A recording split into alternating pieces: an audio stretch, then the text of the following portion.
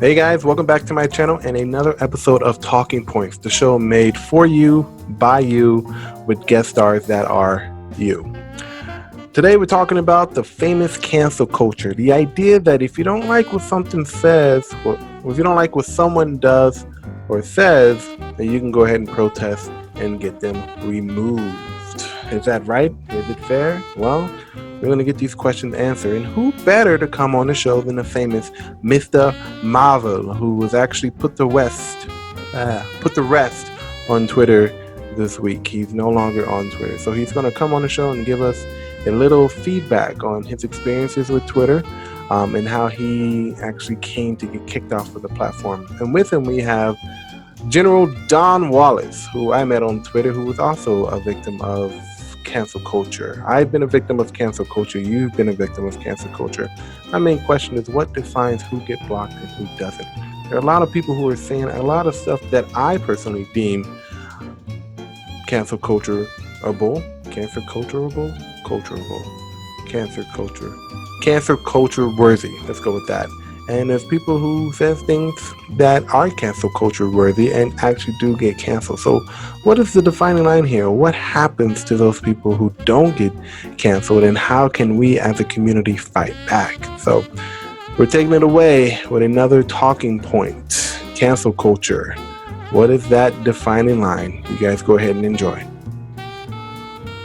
All right, guys, welcome back to another episode of Talking Points. With me, I have the one and only Troy Torres. You may know him as Mr. Marvel on Twitter.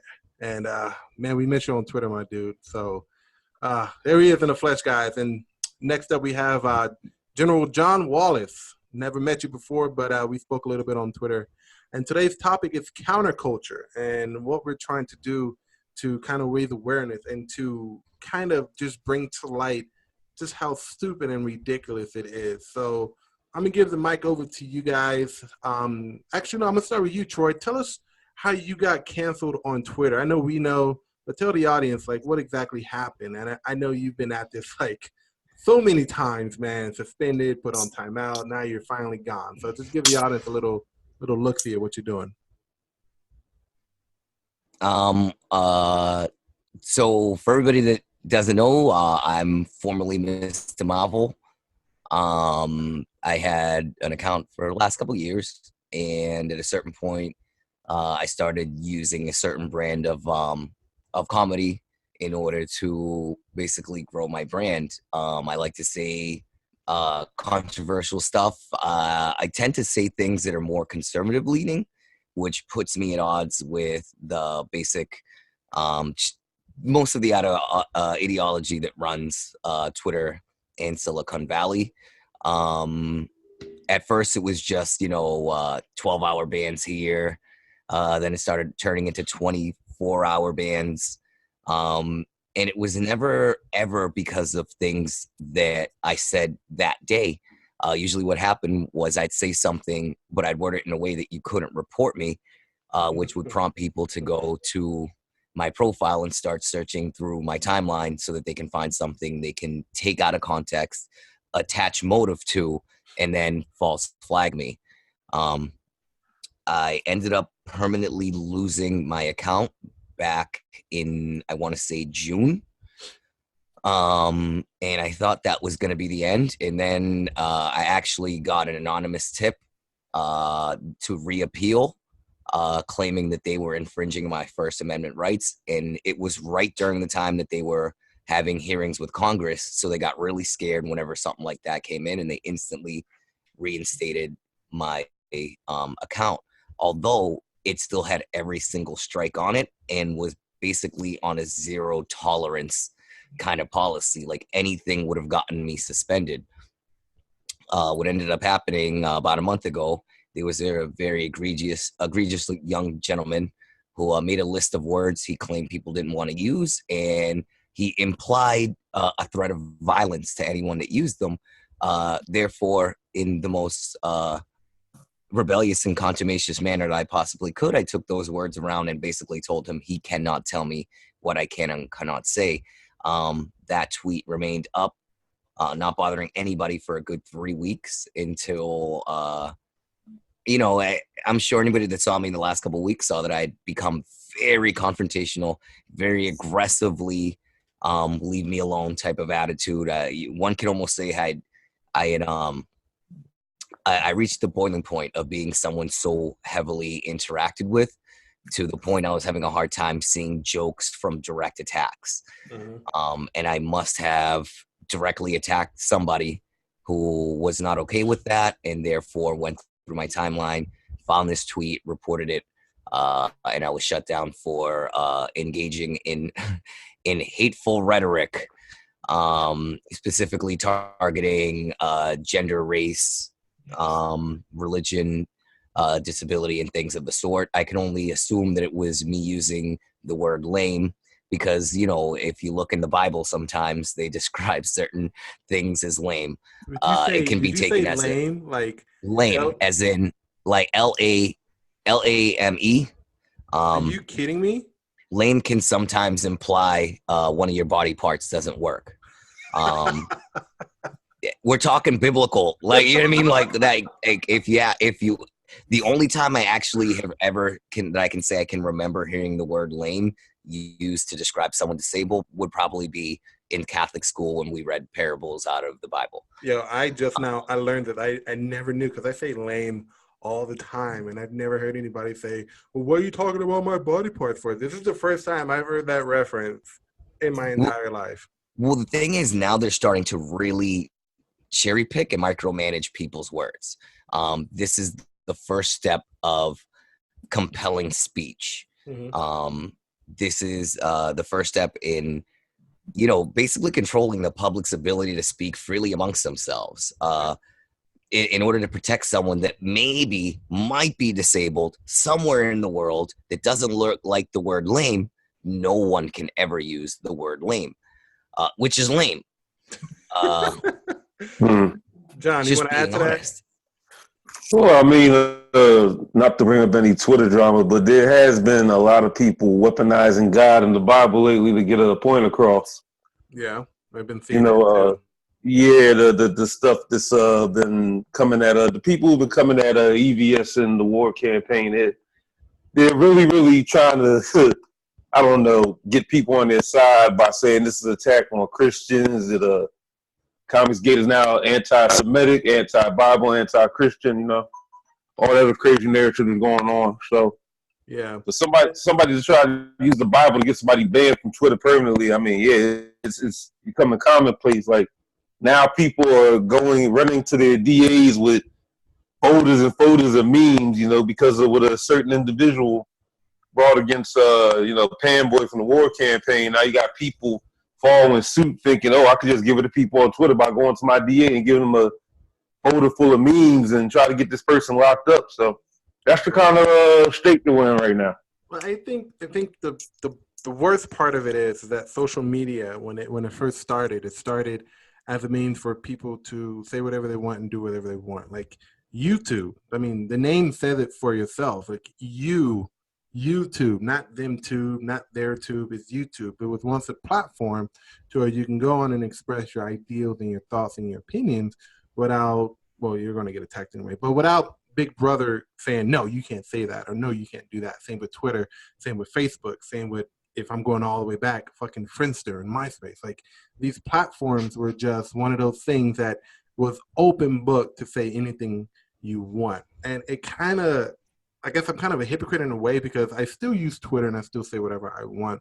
But you have to, like, if you get struck with Twitter and their copyright policies or whatever, you literally have to bow down or risk losing your entire account. And I cringe at that, because it doesn't matter who you are, what you say. If you say something shitty, if you say something that's genuinely racist, now, not racist in a sense of like a joke, haha, but genuinely racist, if you say shit like that on Twitter, like, who am I to say you can't say anything? That's your First Amendment right. But now it's kind of a blurred line between what we can say and what we can't say. There is no official definition of hate speech, and that is where our tech overlords are getting it just a little bit mixed up about what we can say and what we can't say. Until someone pops out of the ground and say, yo, this is hate speech, you can't say this, then those whatever you decide you want to say, whether it's hateful or not, are going to be ambiguous. And then you get these people that just want to cancel you because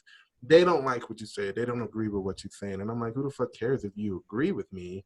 I don't care. I'm just saying what I feel I think I should say in terms of having an opinion, you know?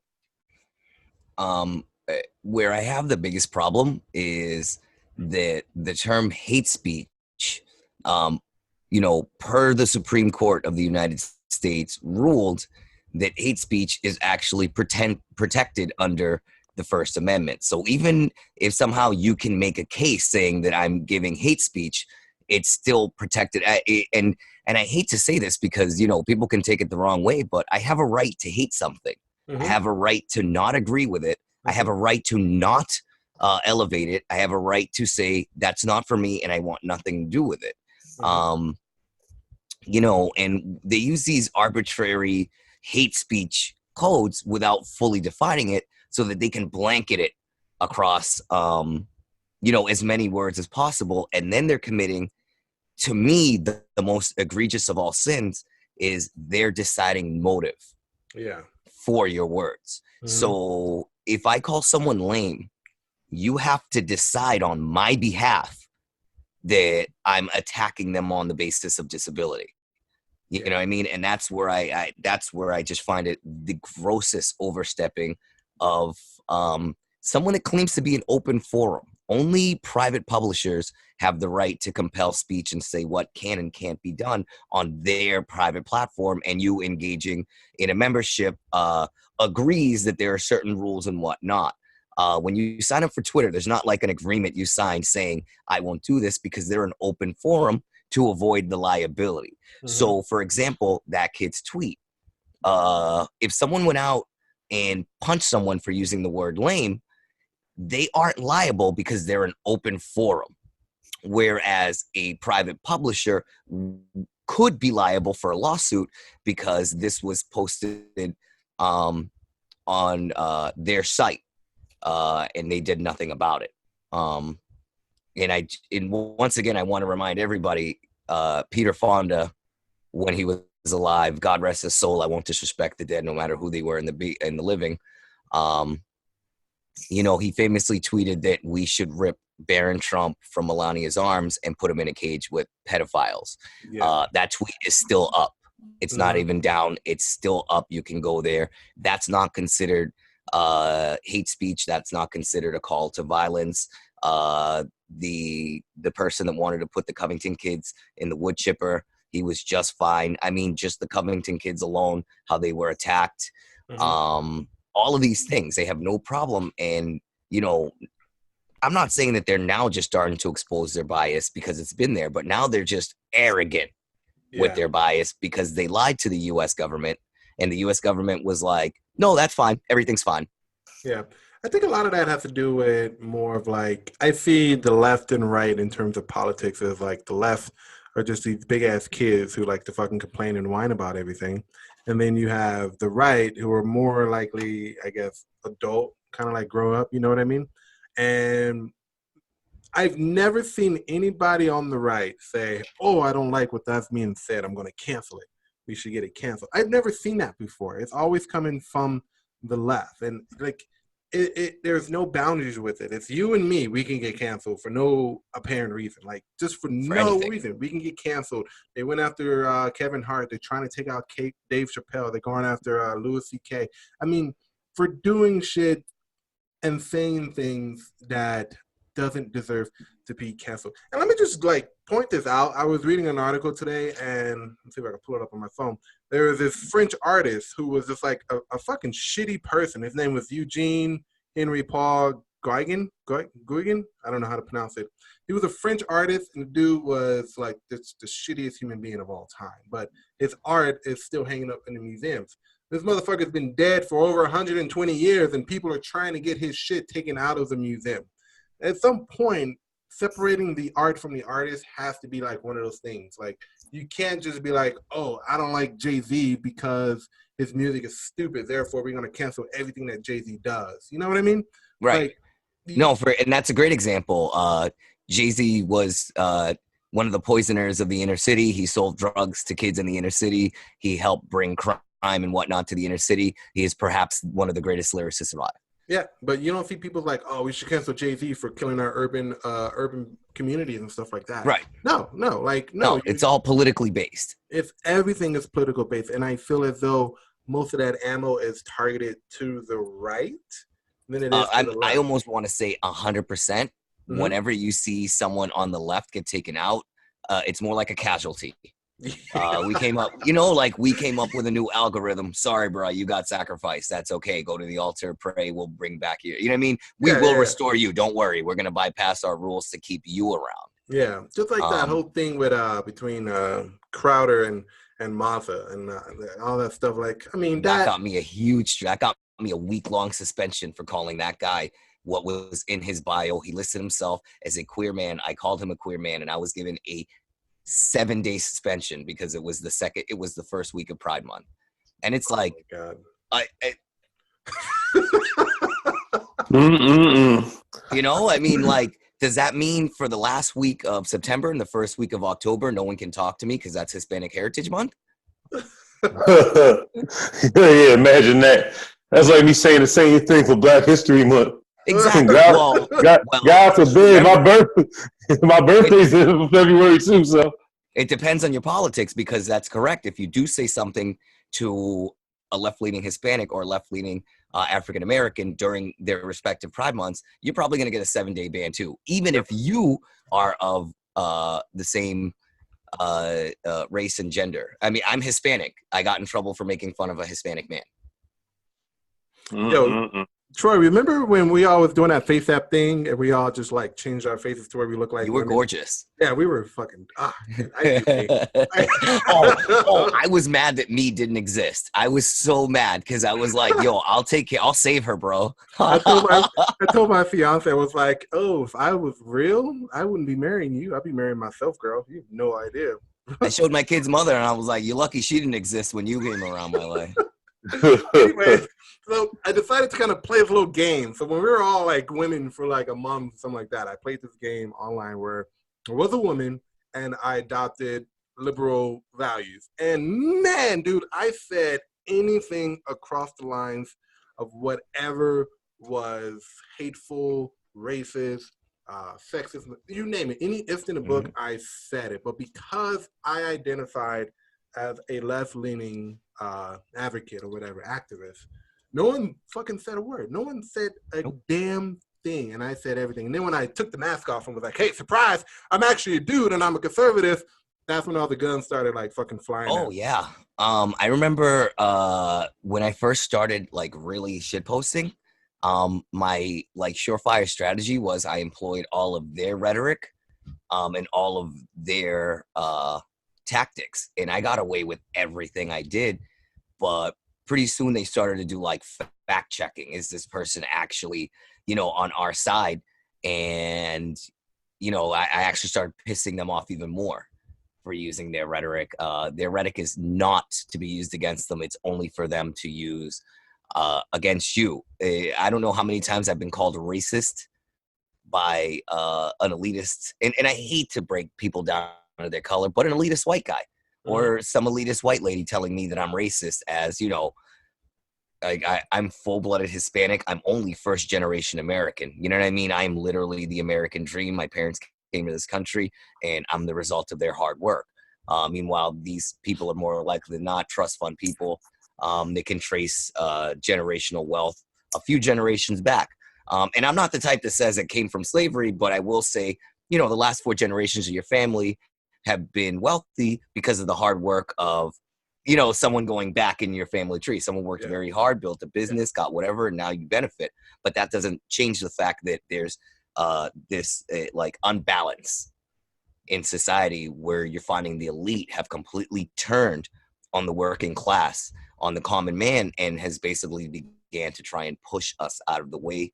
I almost feel like they're trying to go back to the aristocracy class and the serf class. They want nothing in between. They want dead poverty being ruled over by the decadent rich that decide what the moral standings of society is.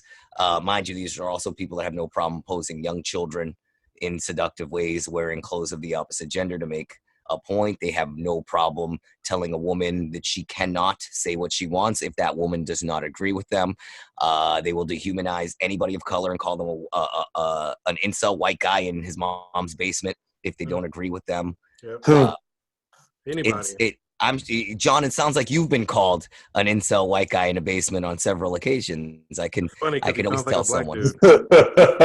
Well, no, I was actually just agreeing with that, because it's funny how you see how, I'm not going to use the praise, but I use it for myself. You see how twisted their ideologues are. I mean, you got all these Mac people. I don't know who the Mac people are. You got all these weird pedophiles and sex offenders on their side from the left, saying whatever they want on Twitter and on YouTube. But when somebody sits up there and says something on Twitter like, oh, I stand with Vic, I stand with Vic Mignogna, Jamie Marchi and Monica Rial are liars, blah, blah, blah, you get in trouble with Twitter.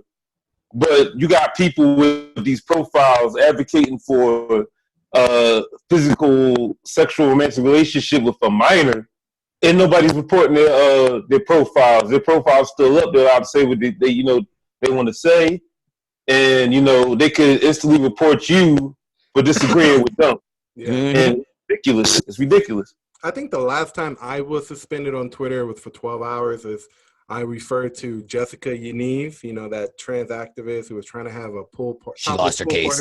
Yeah, dude, I'm so happy she got to pay all those people back she put out of business, or he. Now, anyway, so I referred to, someone said, do you know something, Jessica Yaniv, blah, blah, blah. And I go, no, I know a Jonathan Yaniv. I don't know who's Jessica, right? Being funny.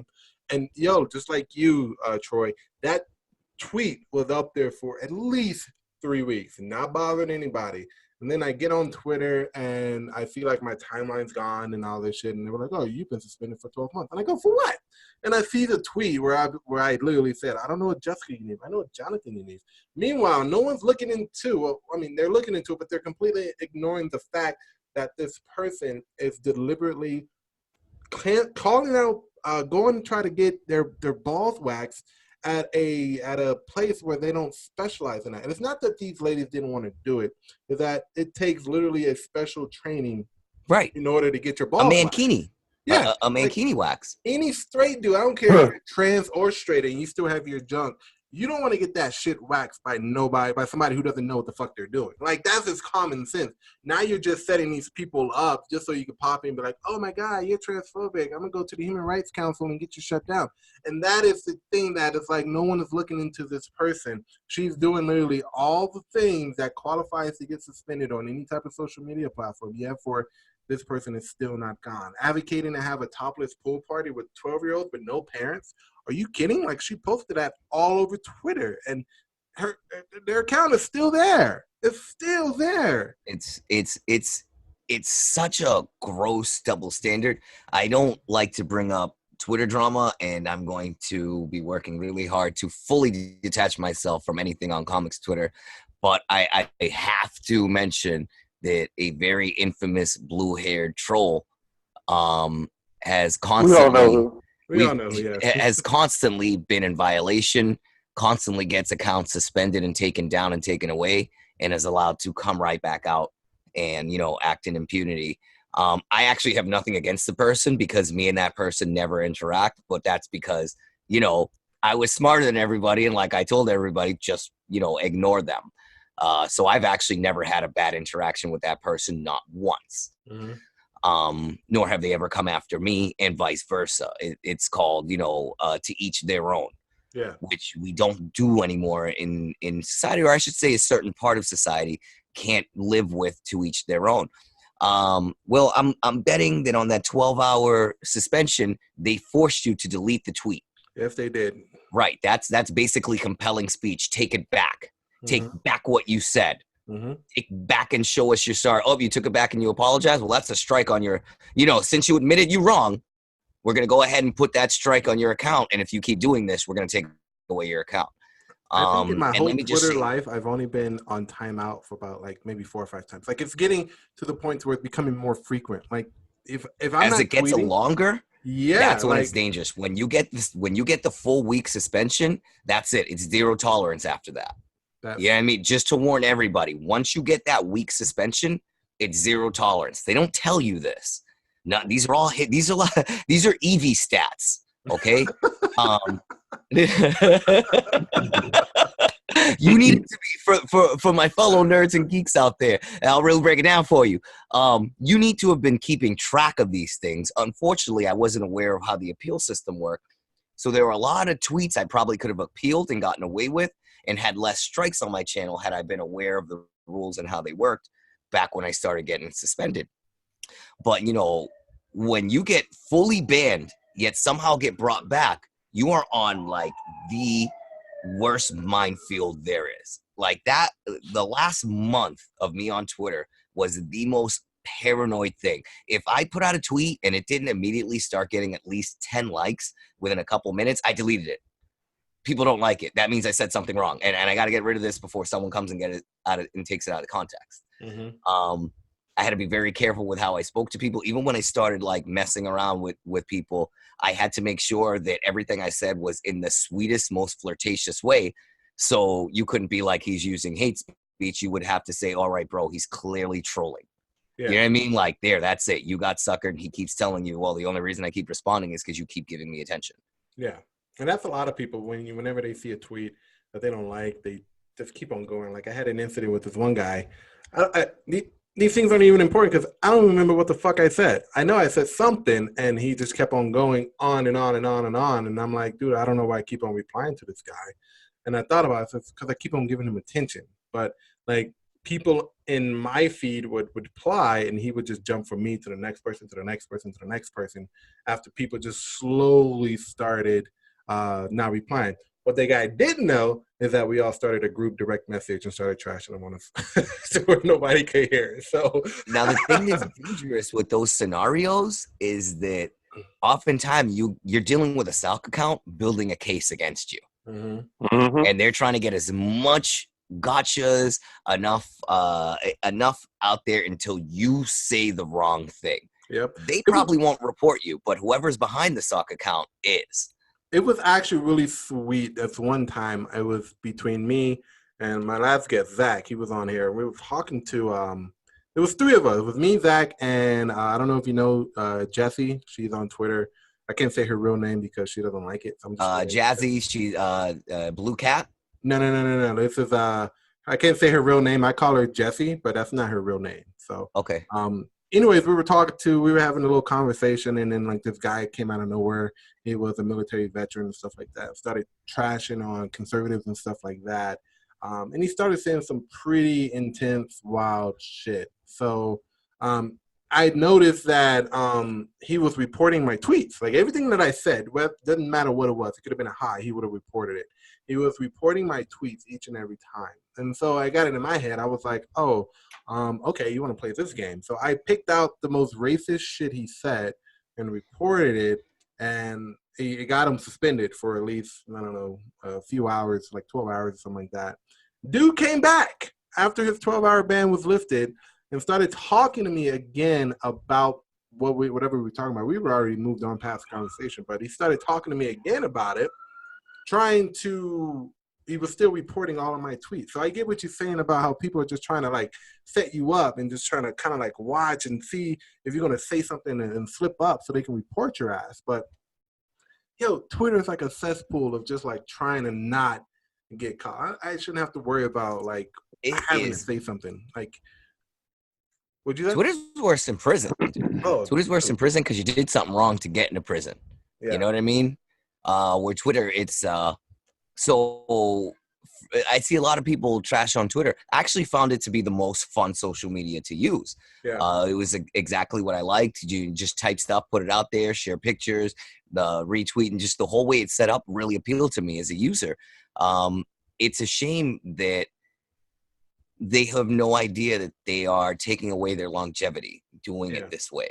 It only takes a matter of time before someone comes out with a new platform that doesn't have these policies or anything like that. Like, you don't understand. Like, if you are constantly caving to these people who don't like what some other people are doing, that does not solve the problem. Chick-fil-A finally said, we're not going to donate to Christian charities who are against the LGBTQ. And I'm like, well, what the fuck did that solve? These people who are advocating for you to not donate to those charities are not eating at your restaurants. I can promise you that. They're just sitting outside looking for something that's going to make them angry, and they're going to see if you're going to cave to their wishes, which is why I'm so happy that Dave Chappelle didn't apologize for his stand-up, because that would have been like, oh, you're apologizing. Now what? They got you. They got you, Chappelle. What are you going to do now? You can't get any more Netflix stand-up. Because if you apologize, that means that you were in the wrong, and these people are going to smell blood in the water and attack you each and every time you fucking say something. Mario Lopez, you shouldn't have fucking apologized for what you said on the Candace Owens show about how, what does a 3-year-old know about gender and For sex something and all that stuff. Because I kind of believe what he said too. Yeah. And I do believe there's certain people that suffer from dysphoria where transitioning is the best remedy. Never a child. Never a child. Leave the children Never a out child. of it. And that's my biggest argument online is leave children out of this sex game you guys are trying to play. Stop bringing in the trans people. Stop bringing in the gay people. Stop teaching these kids sex ed in the 2nd grade. Like, what? They should be watching Recess on Disney Plus. I mean, they shouldn't be learning about, like, what the fuck? Oh, I think I'm a boy. Like, no, you're 4. How do you know? Like, you're a 4-year-old little girl. Like, how do you know you're a boy? Like, if you want to get, you know, there's a hypocrisy in that though. What? They, like you just said, they like the whole thing with the transsexual that was reading the books to kids that didn't have any underwear on. Yep. Like, you know, the stuff like that. They're okay with stuff like that, but they're trying their hardest to get the fucking United Nations to ban anime and manga from coming to American shores. Mm-hmm. That's like the most hypocritical thing I have seen in my entire damn life. Lolly art is bad. Lolly art bad. Yeah. Bad. And that's the thing about Anime City's bad all of a sudden. Now, here's the funny thing. I'm not even really into lolly art, but I don't see how it's wrong. No, it's That's it. art. Like, It's not for me, but I don't see it wrong. People draw naked people all day, and they post it online, like contours of a female body, the breasts, whatever. They draw it all day. So if you want to draw a Ray with big boobs and nice thighs, like, who the fuck cares? It's art. You're going to go and look at a sculpture of fucking Michelangelo's penis anyway. Like, it's the same thing. Why are you getting, like, fucking bent out of shape for art? It doesn't make sense to me. And drawing isn't me saying I think Daisy Ridley's body isn't good enough. No. That's me saying, all right, I'm going to take this and artistically make it, you know, something more. Mm-hmm. It's nothing against Daisy Ridley. It's nothing against Star Wars at that point, unless it's specifically counter. And at that point, at what point do conservatives get to say, well, this is my form of protest and activism? I am protesting what you're doing. And that's where you see that very one-sided conversation where it's always okay for them to protest and have activism against everything they hate every single day, every single moment. But as soon as you say, I disagree with the premise of your narrative, that's it. You're blocked. You're gone. You're reported. You're canceled. I had an old Patreon. I try to reopen it. I can't. They won't give it back to me. I guess word got to them exactly how I create. So now I have to make a whole new Patreon under a different name. Mm-hmm. It's weird. My YouTube channel, it's only up now until the terms of service come into play, and I'm pretty sure I'm going to lose it because I don't have a huge following, nor are any of my videos kids safe. It's bad. It's getting to the point where there's nowhere to be Mr. Marvel, and that's why, I had my intern address it tonight on Twitter, but I'm going to be giving the creative rights over to the Marvelverse to an artist that I trust, that I know can pick it up just the way I did, simply because it's getting to a point where people are going to lose the stories because the creator is unliked. Yeah. And I just don't see that's fair for the audience. So before they lose stories that they like, I'm making sure that I can preserve my creation by handing it over to someone who doesn't have a bad smear on his name. Yeah.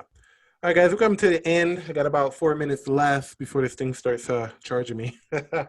So a little bit of example from you guys, a little question to kind of wrap this whole up.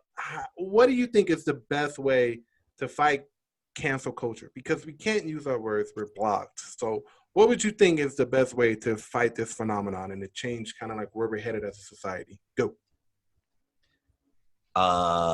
Shut up, stop fighting, prepare yourself for the next stage. We've gone as far as we can. Just stop. Protect your, you know what I mean? Protect your accounts, protect everything you have. Just there, and that's it. And just keep yourself ready for the next stage, because that's it. We've been brought to the limit of what you can do until Congress steps in. It's now Congress's responsibility, and I'm not holding my breath. Yeah, neither am I. What about you, John? What you got?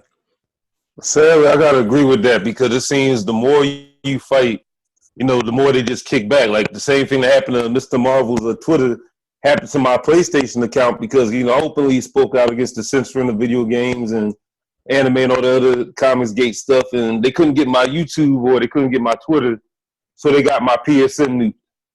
I'm still trying to figure out how the hell they got that happen, but turned on my PlayStation one day, showing me an email that my account was suspended indefinitely because of sexual misconduct. Sexual misconduct. Yep, I had a gaming channel. All my live streams are still up. I don't have a PlayStation camera. I barely talk when I'm streaming games, so I don't know what the hell they're talking about. Yeah, I know a lot of people, they say that to fight the cancel culture, you have to be quiet, but some people just can't do that. Like I think now, before I respond to a tweet, I ask myself, is this important right now? Should I reply? Should I respond?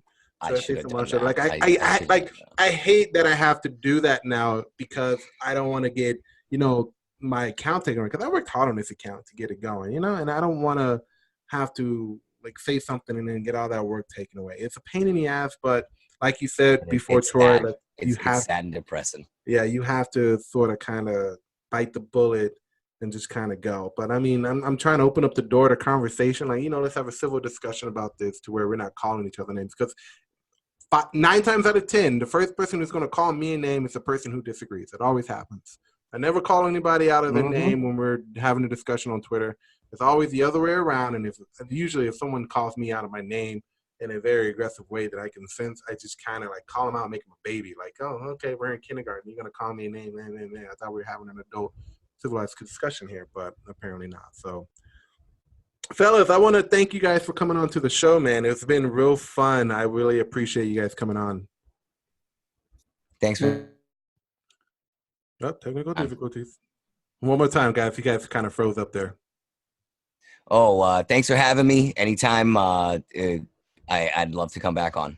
Yeah, man. I'm trying to open up the door to more conversation. I mean, if you have anybody who disagrees with any topic, like I want to have them more. And I'm not just going to like shun them away because they disagree with whatever topic we're talking about. I literally want to hear the other side of the argument. And that's why this show exists, is to express mutual understanding for whatever topic it is. You might not disagree. Tell me why you disagree.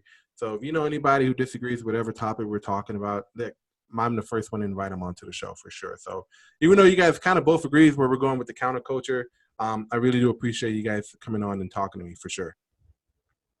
And I appreciate that, my friend. Anytime. All right, guys. Well, I will see you on Twitter, John. Troy, I got your intern on Twitter, so she'll if I have to reach out, I can get to her. I can just email you. I will always say I have a private account somewhere. Okay. I'm not going to say what it is, but I'm on Twitter. I have an old private account, and catch me if you can. All right, you got it. All right, guys. You guys have a great night, and I will see you guys later. Peace. Peace out. All right, take care. That's it for this episode of Talking Points, guys. I hope you guys all gained a sense of understanding or might have learned something new from people who have opposing opinions going at it with each other, all right? Now, the point of this show isn't to encourage people to argue or try and change other people's minds. The idea is to get people to understand other people's points of view. If you have a talking point and you want to come on the show, you can find me on Twitter or Instagram and send me a DM about any type of cultural or societal issues you guys want to talk about. I am dying to hear your opinions and your point of view, all right? Until next time, you guys, treat everyone with respect, because you never know what somebody else might be going through. You guys have a good week, and I will see you next time on Talking Points.